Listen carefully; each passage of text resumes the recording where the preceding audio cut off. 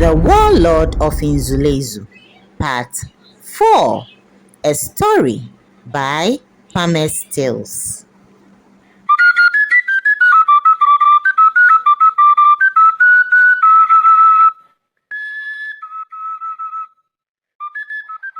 The warlord tossed in bed for the first time. He had no idea what to do. His heart was beating fast, like the feet of dancers during the harvest festival.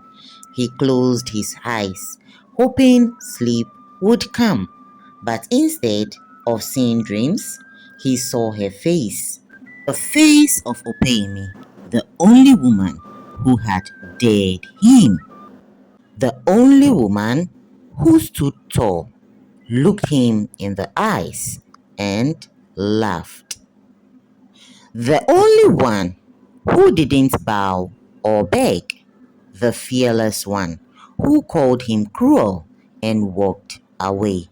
King Oba tossed to the other side of the bed and smiled to himself. "Strange girl," he whispered. Suddenly, King Oba began to feel strange. His belly fluttered like birds in a calabash, and this made his anger vanish like mist in the morning sun. It wasn't a feeling of fear. It wasn't a feeling of hunger. But whatever this feeling was, it would not let him rest. Then he placed a hand over his heart and frowned. "What is this?" he murmured. "Why do the memory of her gaze make my chest feel strange?" This feeling was unlike anger, unlike pride, unlike victory. It was warm, something unfamiliar, something he cannot name. Then a smile flickered across his face, and he didn't even realize it. Unbeknownst to him, love was slowly taking root in his hardened heart. Meanwhile, Opeyemi languished in a separate dungeon from Papa, her mind consumed by the thoughts of King Oba's ruthless nature and his selfish grip on power. Yet, she couldn't shake off the memory of his strikingly handsome looks, charming countenance, and his captivating gaze. "His features are so well defined," she sighed and murmured to herself.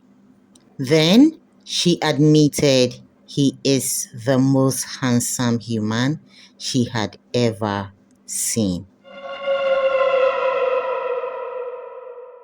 "He is cruel and ruthless, yes, but yet," she found his face carved in the kind of beauty that made her heart betray its own judgment. Then she remembered the faint smile that crossed his lips when she called him cruel, and strangely, it warmed her like morning sun on fresh earth. Without knowing it, a blush crept across her cheeks. Then she began to write on the wall. "His features are as bold as the patterns on a kente cloth. His eyes bright as the stars in the Sahara night sky. Talk less of his nose. They are as proud as the pillars of the pyramids of Kush." Her own words made her laugh to herself, but she didn't stop. She continued.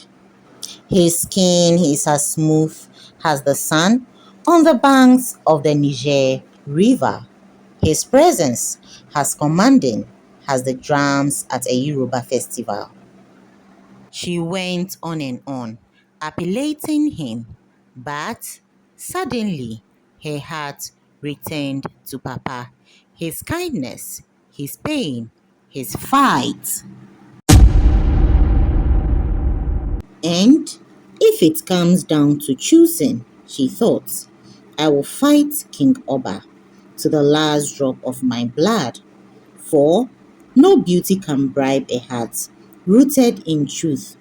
As the elders say, even the leopard skin is beautiful, but it cannot cover its hunger. As the sun's first light crept over the kingdom, King Oba's trusted advisor, Baba Ifa, sat quietly in the hidden chamber beneath the palace, a place known only to the few and spoken of by even fewer. He waited with his eyes fixed on the doorway carved with ancient symbols. Then King Oba burst in with his face glowing with an unexpected smile. Baba Ife's eyes widened in surprise, for he had heard whispers of troubles that had befallen the king the day before. Hail the great and immortal king. May the gods preserve your highness. Baba Ifa greeted, his voice laced with wonder. But King Oba waved aside the formalities. Let us not waste time, he said, his tone clouded with something unspoken. Then, after a breath, he asked, tell me, wise one, what is love? What happens in the final episode? Will love overshadow power, or will King Oba's sins befall the only woman he had ever loved? Thanks for staying with me through the previous episodes. I appreciate all my loyal viewers. See you in the final episode. Bye.